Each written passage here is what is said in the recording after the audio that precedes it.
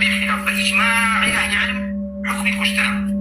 أنجا أكيد تسرويك هاي كم لا توبك ما بخوي توبك بين أخوي أخوي توبك هالشيء كملك بس كم حكى لك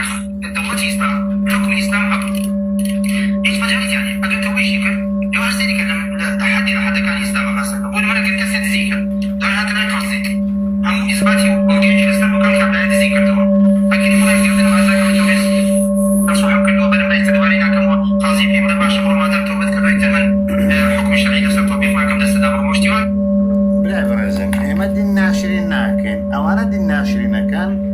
كابرا توبي كده قراي تودلت توبش كي هذا بيبو كجري بلقيت سيا والله قرتو دزيم كي باس ماوي دولة إسلامي بيبلا دزيم كردي وهذا سنابرا ناولا وشواني خايف الوردقار في من الله يغفر الذنوب جميعا قال هم جناح خوش به حتى قال كفر جبه زيو بخواش بخوال حق خوش به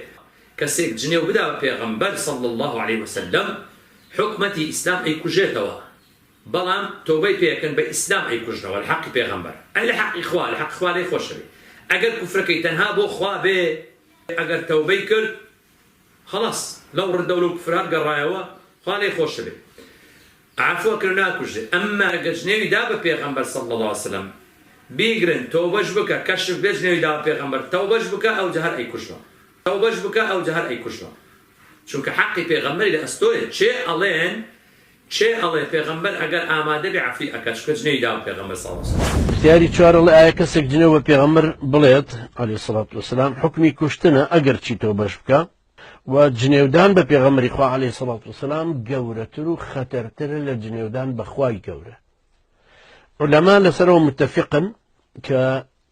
جنێودان بە خوای گەورە و بە پێغەمبەری خوا عەلەیهی سەڵات وەسەلام هەردووچیان پێی کافرە بێ بەڵام جنێودان بەخوای گەورە و پاشان پەشیمان بوونەوە تەوبەکەی لێ قبوڵە بەڵام تەوبەکردنی مرتەدە کە جنێی بە پێغەمبەری خوا داوە عەلەیهی سەڵات وەسەلام اختلاف لە بینی عولەماکانە هەردوو لا متفقن لەسەر کوشتنی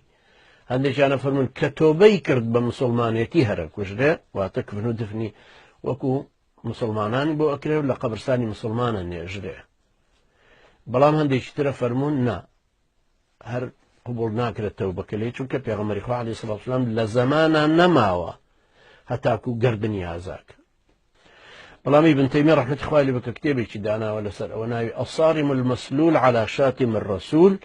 ئەوەی هەموو بە تەفسیل باس کردووە کە جنێودان بە خوای گەورەوە بە پێغەمبەری خوا عەلەیهی سەڵات وەسەلام ئەو کەسە پێی کافرە بێ لە باڵتنیشە پێی کافرە بێ وەلەو لە ناخی خۆیان باوەڕی بە خوا گەورە بە ئیسلامەتی هەر بمێنە حکمی ظاهیر و باڵتنی ئەوەیە کە بە جنێودانەکە پێی کافرە بێ و هەر ئیبن تەیمیە ڕەحمەتی خوای لێ بێ فەرمێ هەموو ئەوانەی کە فەرموویانە ئیمان قەول و عەمەلە فەرموویانە ئەو زانانە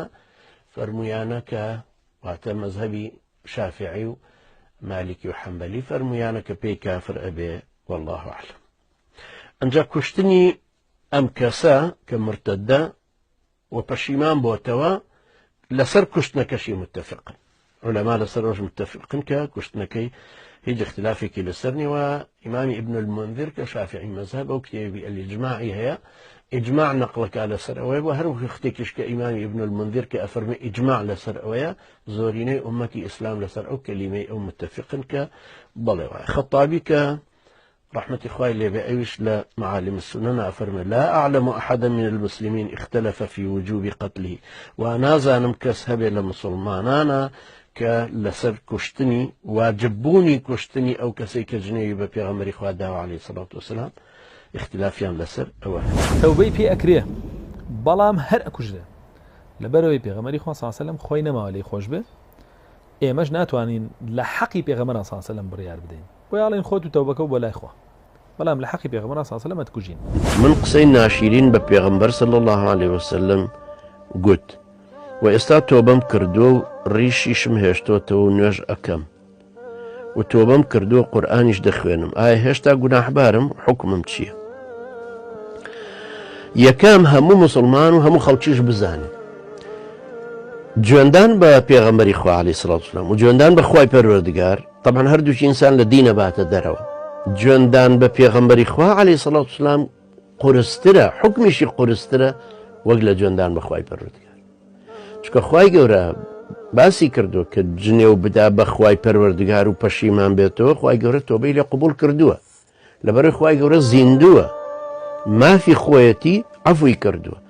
پێغەمبەری خوا عەلەیهی سەڵات وسەلام لە سەردەمی ژیانی مبارەکی خۆیە جنێویان پێداوە گردنی ئازاد کردوون هیچیان لەسەر نەماوە